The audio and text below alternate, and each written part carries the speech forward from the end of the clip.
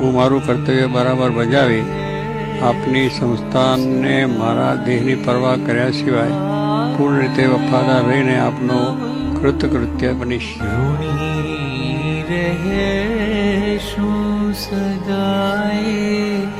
આપના નવ ફૂલીએ તમને પ્રમુખજી આપની ઉપકાર વર્ષા ભીજવે અમને. બીજાના ભલામાં આપનું ભલું છે, બીજાના ઉત્કર્ષમાં આપનો જ ઉત્કર્ષ છે, બીજાના આનંદમાં આપનો જ આનંદ છે.